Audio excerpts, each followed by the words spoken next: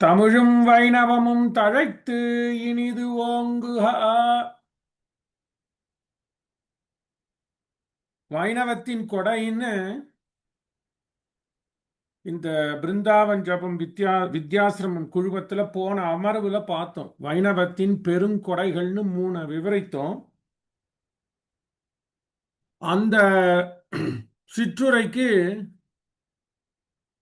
ஆர்வலர்கள் மிகுந்த ஒத்துழைப்பையும் பாராட்டுதல்களையும் கொடுத்ததனால மேற்படி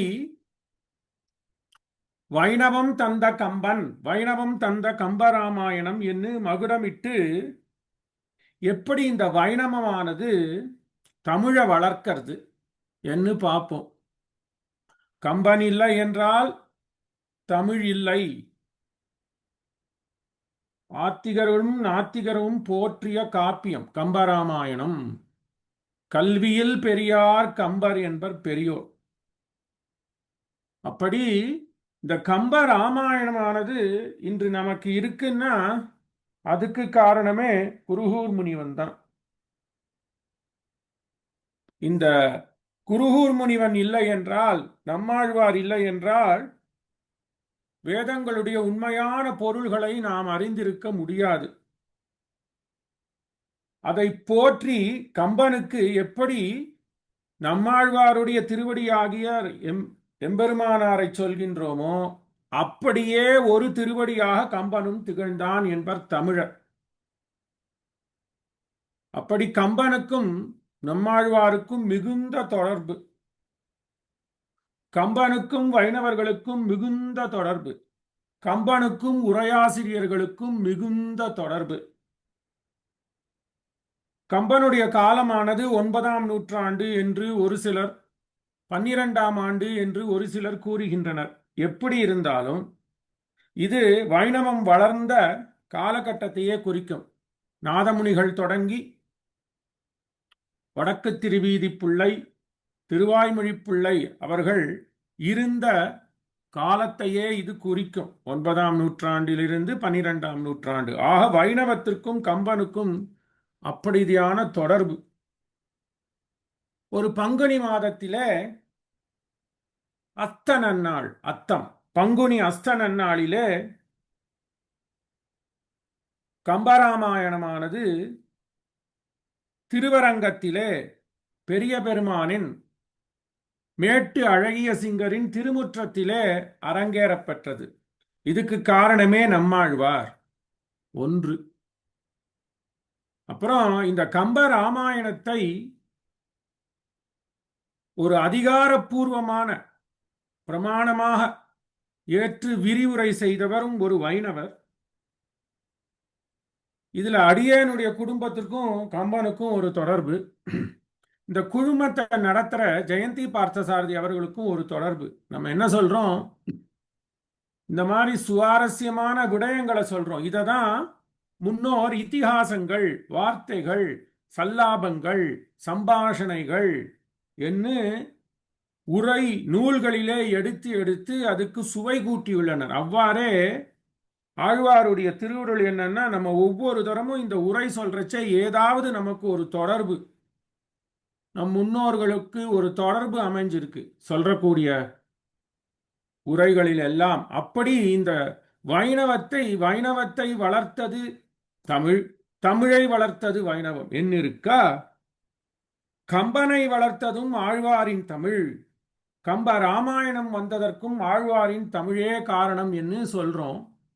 இப்படி இருக்கச்சே ஒரு பங்குனி மாசத்திலே அஷ்ட நட்சத்திரத்துல அங்க காலம் வித்தியாசப்படுறது. 9ஆம் நூற்றாண்டா அல்லது 12ஆம் நூற்றாண்டா இருக்கட்டும். ஆனா பங்குனி மாசத்துல அஸ்த நட்சத்திரம் என்று அதிகாரப்பூர்வமிக்க காரைக்குடி கம்பன் கழகமே சொல்லிடுது.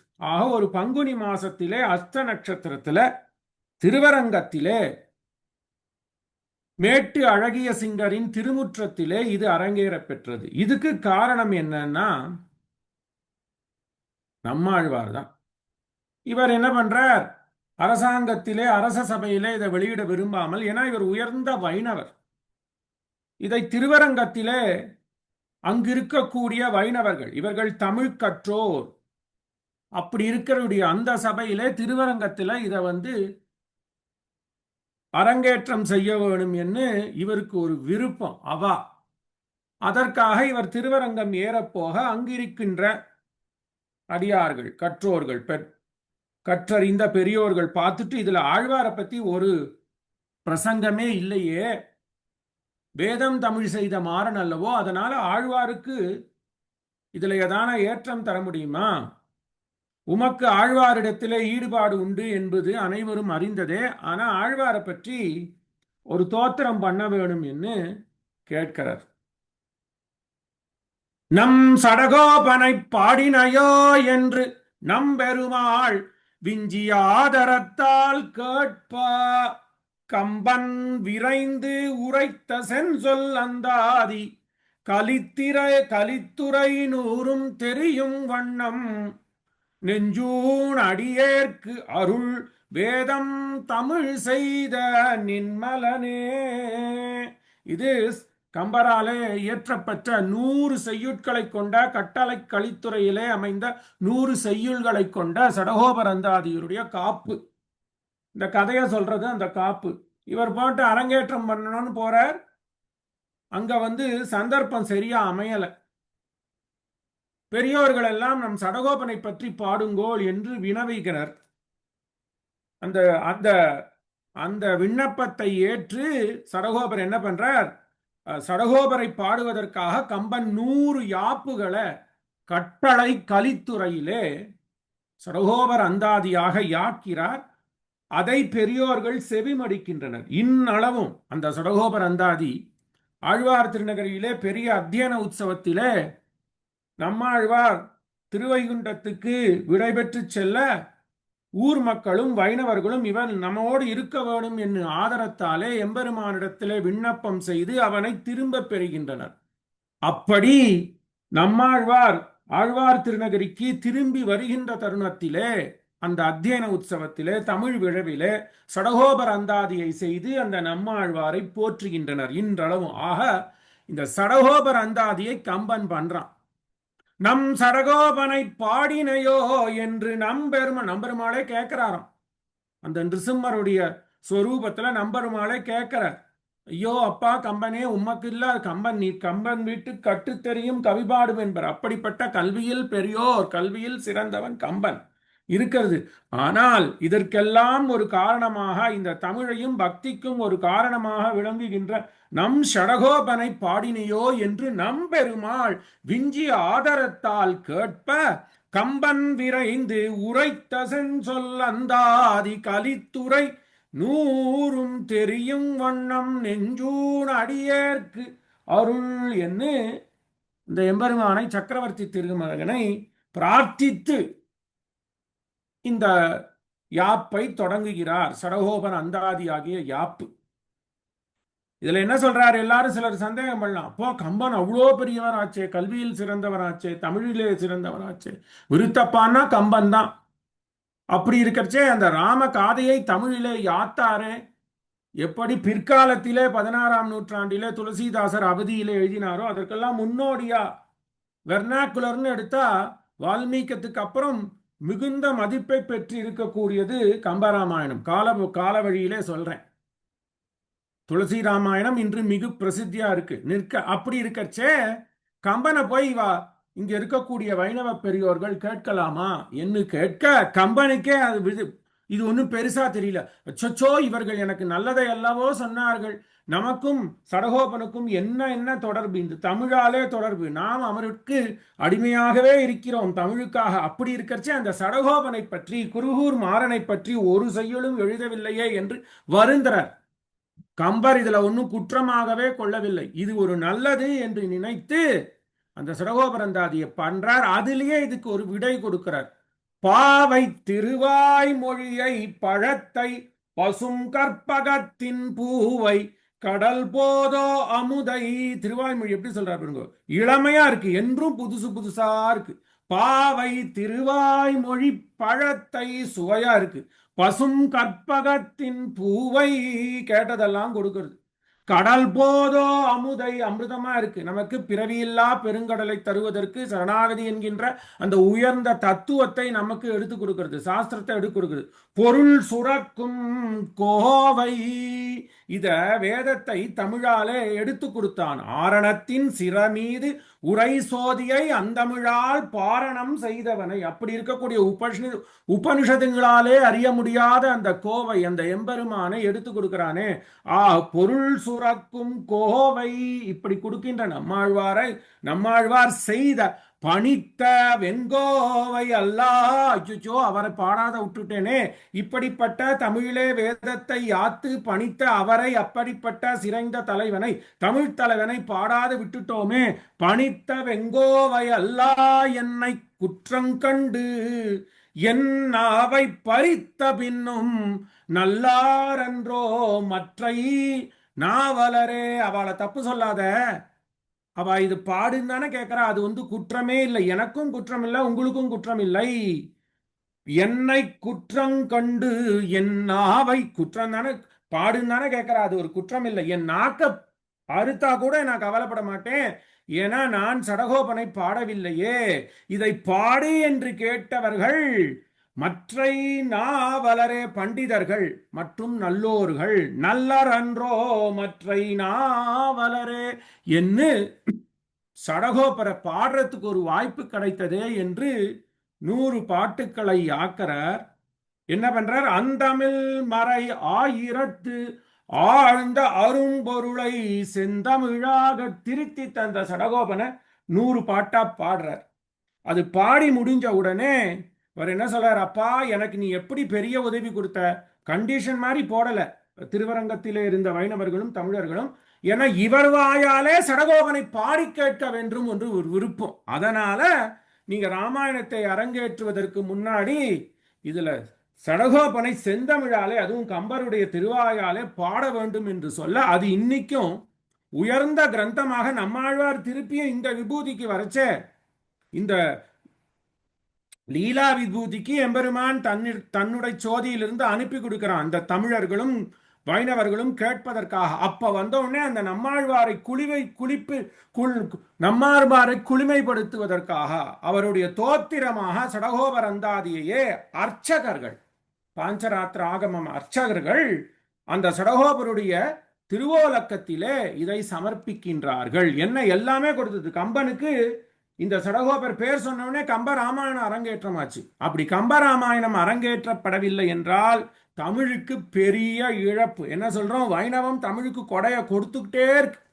அதுல ஒரு முக்கியமானது என்னன்னா, இந்த கம்ப ராமாயணம் இன்றளவில் ரொம்ப பிரசித்தம்.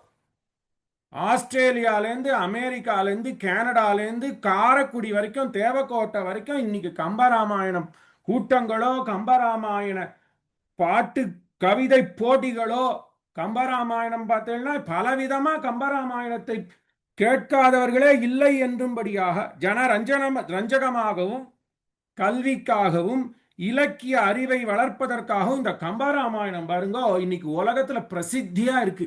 அதுக்கு காரணமே கம்பன், அதற்கு காரணமே சடகோபன் நம்மாழ்வார். கம்பராமாயணத்துக்கு காரணம் கம்பன்.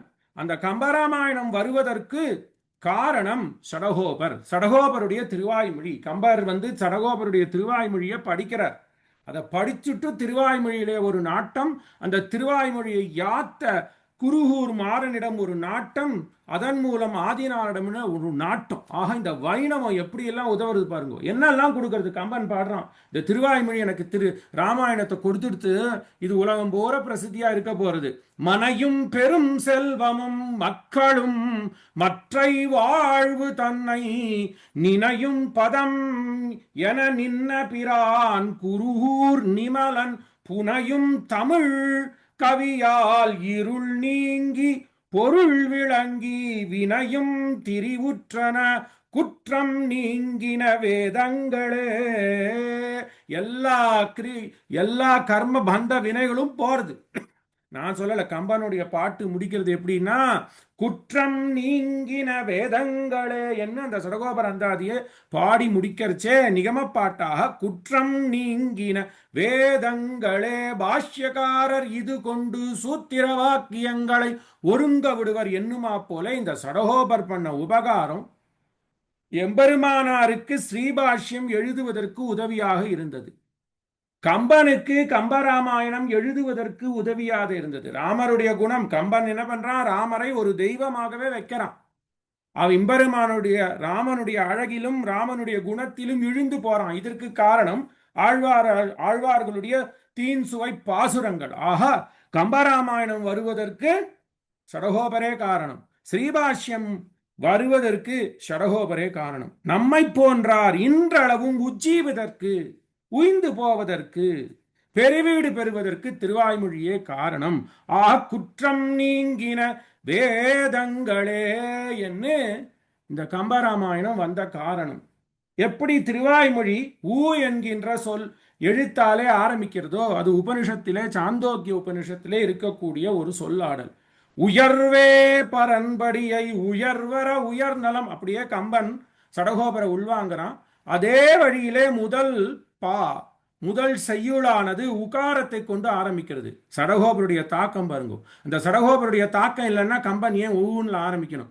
உலகம் யாவையும் தாமுளவாக்கலும் நிலை பெறுத்தலும் நீக்கலும் நீங்கிலா அலகிலா விளையாட்டுடையார் அவர் தலைவர் அன்னவர்க்கே சரணாங்களே. ரெண்டு பார்க்கணும். நம்மாழ்வார் உலகம் உயர்வர உயர் நலம் உடையவன் என்ன எம்பெருமானுடைய உயர்ந்த குணங்களை ஊ என்கின்ற சொல் எழுத்தாலே ஆரம்பிக்கிறார். கம்பனும் உலகம் யாவையும் தாமுளவாக்கலும் சாஸ்திர அர்த்தம். பாகவதம் இப்படிதான் ஆரம்பிக்கிறது. ஜென்மாத்யஸ்ய யதஹா இதர ஜென்மாத்யஸ்ய இதராத்து என்று ஜென்மங்கள் முதலான எல்லாவற்றுக்கும் காரணமாகிய பரம்பொருள் எம்பெருமான். அதையே உலகம் யாவையும் சொல்றார். கடைசியில் எப்படி முடிக்கிறார்? அன்னவர்க்கே சரணாங்களே. சரணாகதி தத்துவம். சரணாகதி தத்துவம் எப்படி தமிழருக்கு தெரிந்தது? திருவாய்மொழியாலே தெரிந்தது. 5 இடத்திலே சரணாகதி பண்றார் நம்மாழ்வார். ஆரெனக்கு நின்பாதமே சரணாக தந்து ஒழிந்தாய் எனக்கோ உனக்கோர் கைமாறு நான் ஒன்னிலேன். அப்பா, உனக்கு நான் என்ன கைமாறு பண்ண போறேன்? எனக்கு வழியையும் கொடுத்து அந்த வழியாலே அடையப்படுகின்ற பரம்பொருள் நீ இன்னும் காட்டி கொடுக்கறதே. அப்படிப்பட்ட இந்த நம்மாழ்வாருக்கு நான் என்ன கைமாறு செய்ய போறேன்? அந்த நம்மாழ்வாருடைய வழியிலே வந்த கம்பனுக்கு நாம் என்ன கைமாறு செய்ய போறோம் என்கின்ற இந்நாளும் நினைக்கிற அளவுக்கு இந்த சடகோபனுடைய தாக்கம், வைணவத்தினுடைய தாக்கம் கம்பனுக்கு இன்னளவும் இருக்கு. ஆக இப்படி வைணவம் எப்படியெல்லாம் உதவுறது பாருங்க. கம்பராமாயணம் இன்னைக்கு இருக்குன்னா அதுக்கு எல்லாரும் என்ன சொல்வார்? பெரியோர்கள் எல்லாரும், தமிழ் ஆர்வலர்கள் எல்லாரும் என்ன சொல்வா? காரைக்குடி கம்பன் கழகம் என்போர் 1939 வருஷத்துல ஒரு மிகுந்த பெரியார் அவர்கள் கம்பன் அடிப்பொடி சா கணேசனார் என்பவராலே ரசிகமணி டி.கே. சிதம்பரநாத முதலியார், தென்காசியைச் சேர்ந்தவர், குற்றாலத்தைச் சேர்ந்தவர், அவர்கள் எல்லோரும் சேர்ந்து இந்த தமிழை வளர்க்கணும், கம்ப ராமாயணத்தை வளர்க்கணும்னு 1939 வருடம் காரைக்குடியிலே இந்த கம்பன் கழகத்தை ஆரம்பிக்கிறார்.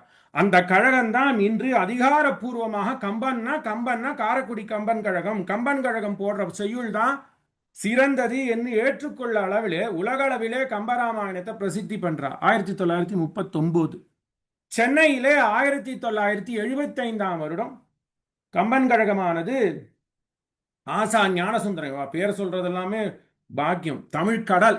ஆசா ஞானசுந்தரம், நீதியரசர் மூமு இஸ்மாயில் பாருங்க, அவருக்குரிய கம்பராமாயணத்திலே தோய்ந்து போனவர். ஆரம் வீரப்பன், ஜஸ்டிஸ் மகாராஜன், அதெல்லாம் பெரிய மேதைகள். இவர்கள் எல்லாம் சேர்ந்து 1975 வருஷம் சென்னை கம்பன் கழகத்தை ஆரம்பிக்கிறார்கள். அப்படி நகரங்கள் தோறும் கம்பன் கழகங்கள் இன்றளவும் குழுமங்களாக நடைபெற்று வருது. எப்படி நம்ம இந்த பிந்த்ராவன் குழுமத்தை ஆரம்பிச்சோமோ அது பாருங்க, பல விடயங்களை நமக்கு எடுத்து அதை பிற்காலத்துக்கு வருவோரும் பயன்படும் வரையில அதை ஒரு பெட்டகமாக அமைத்து வருவோமோன்னு, அதே மாதிரி கம்பன் கழகம் ஆரம்பிச்சது. இதுக்கெல்லாம் முன்னோடி கம்பன் கழகம் வச்சுக்கலாம். 1939, அப்புறம் 75 சென்னையில ஆரம்பிக்கப்பட்டது. இன்னைக்கு உலகம் பூரா இருக்கு. அதிலிருந்து தயாரானவர்கள்லாம் இன்னைக்கு உலகத்துல மிகுந்து பெருமையா விளங்கக்கூடியவர்கள். சுதா சேஷையன், போன்றவர்கள்லாம் சின்ன குழந்தை முதற்கொண்டு அவர்களெல்லாம் கம்பன் கழகத்திலே சென்று கவி பாடி பரிசு பெற்று அதன் மூலம் எத்தனையோ பேர் அப்படி சொல்லலாம். அப்படி இந்த கம்பன் கழகம் தமிழை வளர்த்தது, ராமனுடைய குணத்தை வளர்த்தது, தமிழர்களிடத்திலே பக்தியும் வளர்த்தது. இதுக்கெல்லாம் காரணம் சடகோபன். 1939 சொன்னோம். இந்த சமயத்து இதுக்கெல்லாம் முன்னாடியாக இந்த கம்பனுடைய இராமாயணத்தை உரை செய்தது, வளர்த்தது ஒரு வைணவர். 1928 வருடம். அதுக்கு முன்பே வைமு சடகோப ராமானுஜாச்சாரியார், இவெல்லாம் தமிழ் கடல். வைமு சடகோப ராமானுஜாச்சாரியார் என்பவர் கும்பகோணத்திலே உயர்நிலை கும்பகோணம் உயர் பள்ளிக்கூடத்திலே தமிழாசிரியராக இருந்தவர். அங்கதான் உவே சுவாமிநாதையரும் தமிழாசிரியராக இருந்தார். மணலூர் வீரவல்லி ராமானுஜாச்சாரியார், இதை பத்தி நம்ம நிறைய பேசியிருக்கோம். மகாபாரதத்தை தமிழிலே முதலிலே மொழிபெயர்ப்பு செய்வதற்கு பெரும் பிரயத்தனம் பண்ணி அதுக்கு ஒரு குழுமமாகவே இருந்து அதை செய்வித்தவர். அவர் வேலை பண்ணதும் அந்த கும்பகோணம் ஹைஸ்கூல் தான், டவுன் ஹைஸ்கூல் தான். கணிதமேனை ராமானுஜம் படித்ததும் கும்பகோணம் டவுன் ஹைஸ்கூல் தான். அப்படிப்பட்ட பிரசித்தியான இதுல இந்த வைமு சடகோப ராமானுஜாச்சாரியார் என்ற பெரியார் வைணவர் முதலிலே ஆரண்ய காண்டத்தை, ஏன் ஆரண்ய காண்டம்னா அதுதான் முக்தி காண்டம், ஆரண்ய காண்டத்தினுடைய உரையை, கம்பனுடைய உரையை எழுதி அச்சிடுறார்.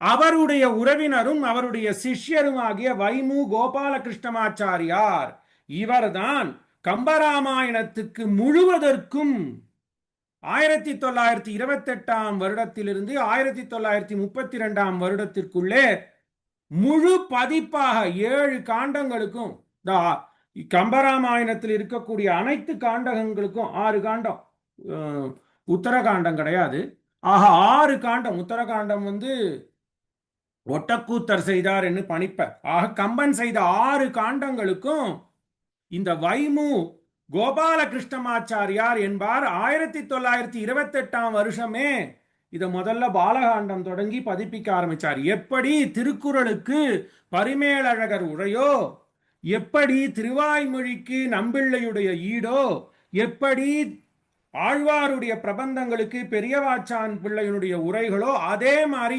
இன்னளவும் கம்பராமாயணத்துக்கு உரைன்னு எடுத்தா இலக்கிய சுவை, அப்புறம் அதனுடைய பத உரைகள், அதெல்லாம் இலக்கண குறிப்புகள் எல்லாம் அமைந்த உரையானது இந்த வைமு கோபாலகிருஷ்ணமாச்சாரியார் என்ற மகனீயராலே 1928 வருடம் தொடங்கி 30 மத்திக்குள்ளே முடிச்சிட்டார். இன்னளவு பார்த்தா 7 பதிப்புகள், 7 எடிஷன் சொல்றமே. 1960களிலே 7 எடிஷன் வந்துருச்சு. இந்த கம்பராமாயணம் படிக்கணும்னா வைமு கோபாலகிருஷ்ணமாச்சாரியாருடைய உரை தான் படிக்கணும். இவரும் இந்த வைமு சடகோபாச்சாரியாரும் சரஸ்வதி அந்தாதிக்கும் ஒரு உரை எழுதியிருக்கின்றனர்.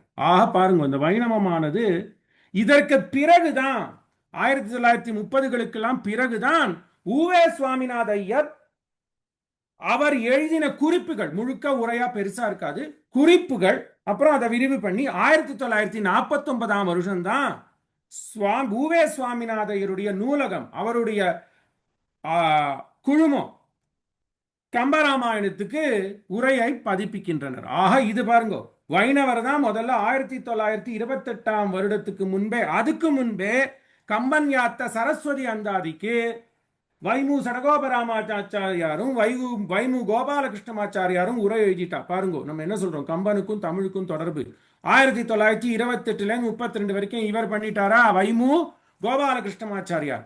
அதுக்கப்புறம் அந்த சமயத்திலே உவே சுவாமிநாதையரும் எழுதியிருக்கலாம், உரை எழுதியிருக்கலாம், அது வெளிவரல. 1949 வருடம் தான் உவே சுவாமிநாதையருடைய திருக்குமரனார் இந்த அவருடைய உரையை பதிப்பிக்கிறார்.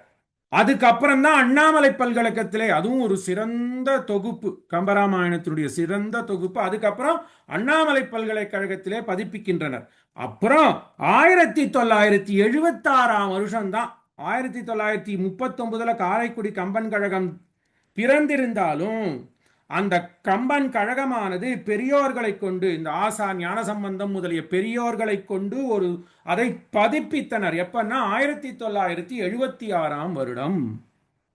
இந்த 1976 தான் இந்த கம்பராமாயணமும் காரைக்குடி கம்பன் கழகம், சென்னை கம்பன் கழகம், சென்னையிலேருந்து பதிப்பிச்சுக்கா அந்த சென்னை ஹோ அண்ட் கம்பெனி அதை பதிப்பிச்சு 76ல் முதல் பதிப்பா வருது. அதை தான் இன்னைக்கு ஆத்தன்டிகேட்டட் டெக்ஸ்ட்னு எல்லாரும் எடுத்துக்கிறாங்க. ஏன்னா அது கம்பன் கழகத்தாலே போடப்பட்டது. அந்த 1976 முதல் அந்த பதிப்பு இருக்கு இல்லையா, அது நம் குழுமத்தை ஆரம்பித்த ஸ்ரீமதி ஜெயந்தி பார்த்தசாரதியுடைய கணவருடைய திருத்தாயார் பெற்றுக்கொண்டார். 1976 அந்த முதல் பதி அவர்கள் இல்லத்துல இருக்கு. 1976. அப்படி என்றால் இந்த ஜெயந்தி பார்த்தசாரதியுடைய மாமி அவர்கள் இந்த முதல் பதியை வைத்துக் கொண்டிருந்தார். அதற்கு காரணம் என்னன்னா, அந்த அந்த அந்த பெண்மணி இருக்காளே, அந்த பெண்மணியுடைய திருப்பேர் ராஜலட்சுமி. அந்த ராஜலட்சுமி என்ன, ராஜலட்சுமியினுடைய திருத்தகப்பனார் என்ஆர் கிருஷ்ணசுவாமி ஐயங்கார் என்று பிரசித்தி பெற்ற மதுரை மாநகரிலே இருந்த ஒரு வழக்கு உரைஞர்.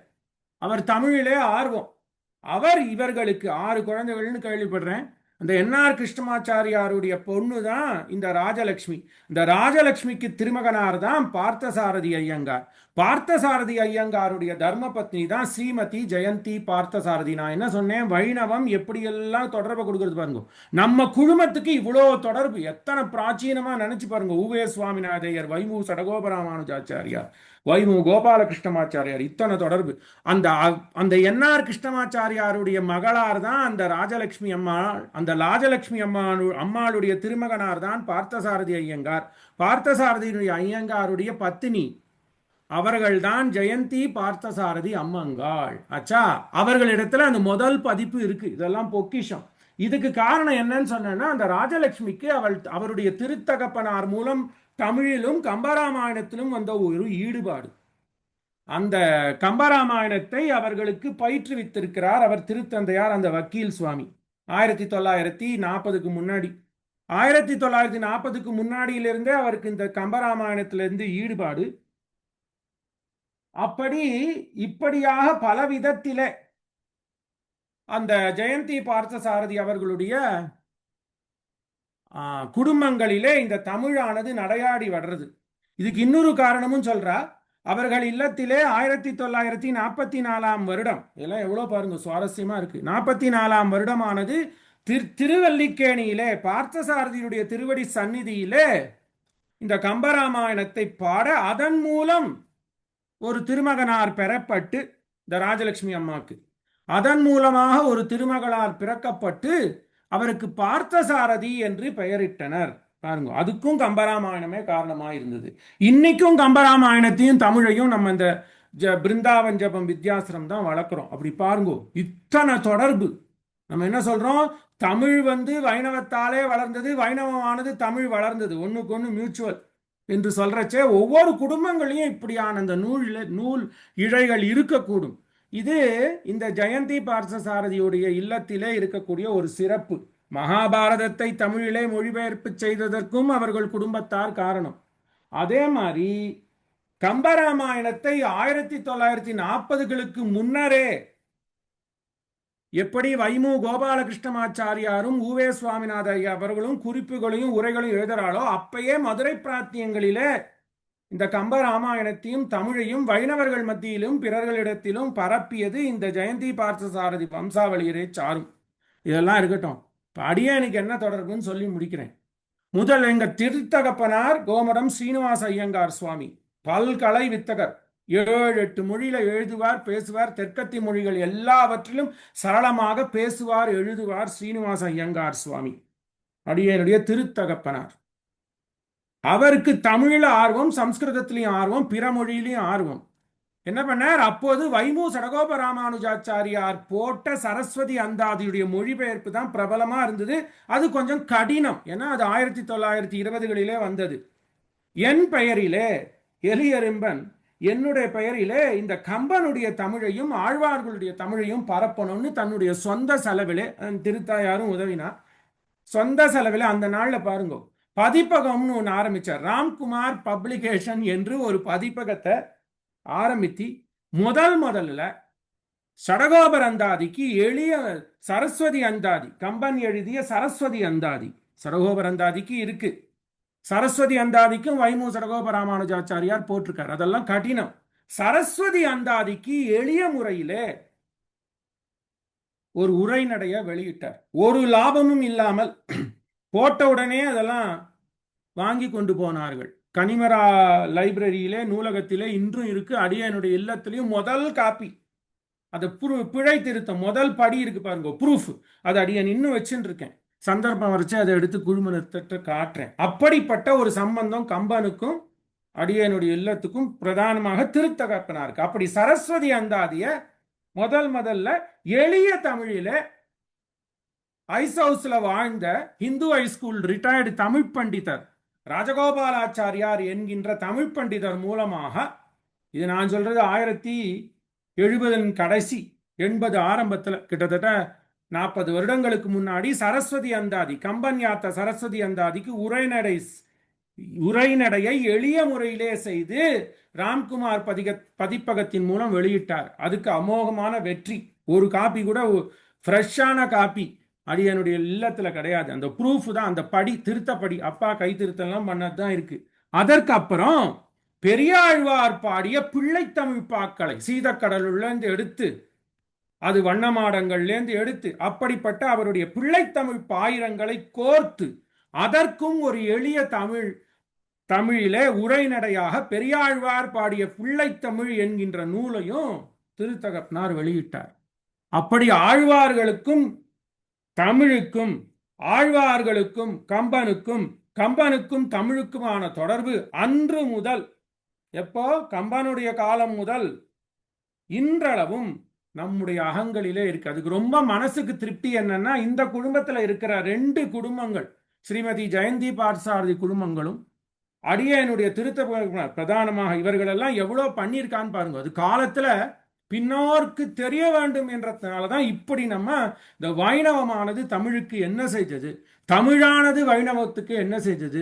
இன்றைய அமர்வில் இந்த கம்பராமாயணம் பிரசித்தி அடையறதுக்கு வைணவமும் காரணம், திருவாய்மொழியும் காரணம், சடகோபனும் காரணம். இன்றைய காரணம்னு எடுத்தா சா கணேசனார் பண்ண உபகாரத்தை மாதிரி யாருமே பண்ண முடியாது. காரைக்குடி தமிழ் வள்ளல்னே சொல்லலாம். சட்டை கூட அணிய மாட்டார், காந்தியவாதி, தேசப்பற்று மிக்கவர். அப்புறம் தமிழ்நாடு சட்டசபையிலெல்லாம் இருந்திருக்கார், மகனியர்.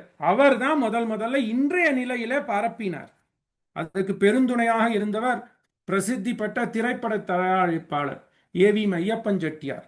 அவர் தான் அந்த ஏவிஎம் ராஜேஸ்வரி கல்யாண மண்டபத்தில் 1975 முதல் வருடம் ஆகஸ்ட் மாதம் 2வது சனிக்கிழமை, ஏன்னா அது ஆடி மாசம் வரும், அப்போ அந்த கல்யாண மண்டபத்துக்கு ஒழிவு இருக்கும், அதை இலவசமாக கொடுத்து, கம்பன் கழகம்னா எப்படிப்பட்டவர்கள்லாம் கம்பன் கழகத்துல மூமு இஸ்மாயில், மகாராஜன், டி.கே. சிதம்பரனார், ஆர்.எம். வீரப்பன், இன்னைக்கு தமிழ்ல யாரு பிரசித்தமோ எல்லோரும் அந்த கம்பன் கழகத்துடைய வருடாந்திர விழவு அப்படி கொண்டாட்டமா இருக்கும். பத்திரிகைகள்லாம் பெருசா கவர் பண்ணுவா.